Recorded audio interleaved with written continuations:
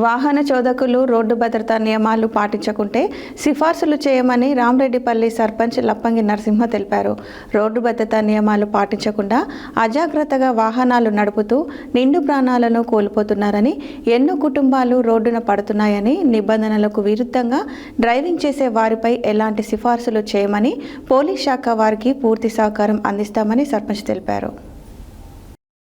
Road భద్రతా నియమాలు పాటించకుండా అజాగ్రత్తగా వాహనాలు నడుపుతూ నిండు ప్రాణాలను కోల్పోతున్నారని, ఎన్నో కుటుంబాలు రోడ్డున పడుతున్నాయని, నిబంధనలకు విరుద్ధంగా డ్రైవింగ్ చేసే వారిపై ఎలాంటి సిఫార్సులు చేయమని పోలీస్ శాఖ వారికి పూర్తి సహకారం అందిస్తామని రామరెడ్డిపల్లి సర్పంచ్ లప్పంగి నరసింహ తెలిపారు.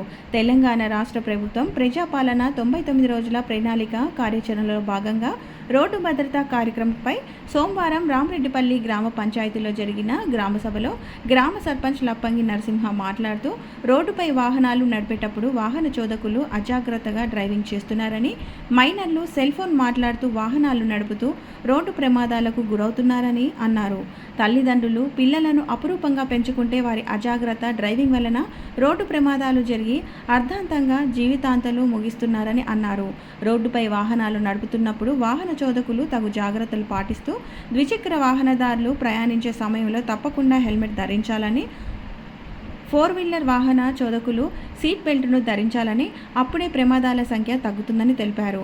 రామరెడ్డిపల్లి గ్రామ ప్రజలు మరియు యువత అజాగ్రత్తగా డ్రైవింగ్ చేసి రోడ్డు నిబంధనలు పాటించకుండా, డ్రైవింగ్ లైసెన్స్ లేకుండా మద్యం మత్తులో డ్రైవింగ్ చేసి పోలీస్ శాఖ వారికి పట్టుబడినప్పుడు రామరెడ్డిపల్లి గ్రామం నుండి గ్రామ సర్పంచ్గా ఎలాంటి సిఫార్సులు చేయనని తెలిపారు. ఈ కార్యక్రమంలో మరిగూడ ఎస్ఐ మునగాల కృష్ణారెడ్డి, ఉప సర్పంచ్ పొగాకు సైదులు, పంచాయతీ కార్యదర్శి నజీరా, వార్డు మెంబర్లు, గ్రామ ప్రజలు, యువత తదితరులు పాల్గొన్నారు.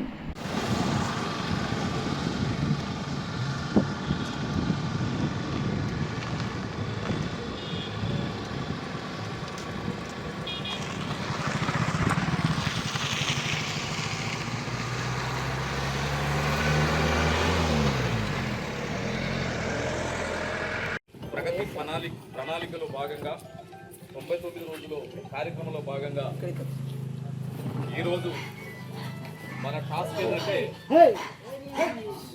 రోడ్డు భద్రతా వారోత్సవాల శుభ సందర్భంగా మనందరికీ మనం రోడ్ల మీద వాహనాలు నడిపేటప్పుడు, నడుచుకుంటూ పోయేటప్పుడు కానీ మనకి ఏమేమి కావాలి, మనం సేఫ్టీగా ఉండాలి, మనం ఏ రకంగా డ్రైవింగ్ చేయాలి, మనం తాగి డ్రైవింగ్ చేసుకుంటూ పోతే మనతో పాటు అవతలోని ఫ్యామిలీ కూడా ఆగమైపోతుంది. కాబట్టి మనం అందరం మద్యపానానికి దూరంగా ఉండి వాహనాలు నడిపేటప్పుడు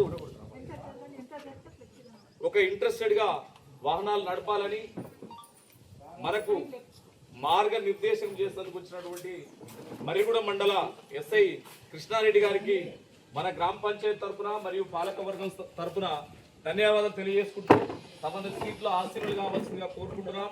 మనం ఎలాంటి మెలకువలతోటి వాహనం నడపాలి, మనకు కావలసిన పత్రాలు ఏమిటి, మన మద్యపానం సేవించకుండా వాహనం నడిపితే మన ఇల్లు బాగుంటుంది, ఎదుటి వారి ఇల్లు కూడా బాగుంటుందని మనకు అమూల్యమైన సందేశాలు అందించి మనలందరినీ ఉత్తేజపరిచినందుకు మన ఎస్ఐ గారికి నేను సర్పంచ్ గెలిచినాక ఫస్ట్ టైం సార్ వచ్చింది కాబట్టి మా అందరి తరఫున మీకు మరొకసారి హృదయపూర్వక అభినందనలు తెలియజేస్తున్నాం సార్. ఈరోజు ఈ గ్రామ సభలో మాటించేది ఏంటంటే మా గ్రామానికి చెందిన వారు ఎవరన్నా డ్రంక్ అండ్ డ్రైవ్ లో పట్టుబడ్డా, హెల్మెట్ లేకుండా పట్టుబడ్డా మీరు ఏ చర్యలు తీసుకున్నా మేము శిరసా వహిస్తామని ఈ గ్రామ ప్రజలందరి తరఫున మీకు మాట ఇస్తున్నాం సార్. ఎవరిని ఎక్స్క్యూజ్ చేసేది లేదు. నా అవసరం కాదు, ఎదుటోని అవసరం కాదు, ఆయన సేఫ్ గా పొమ్మంటున్నాం.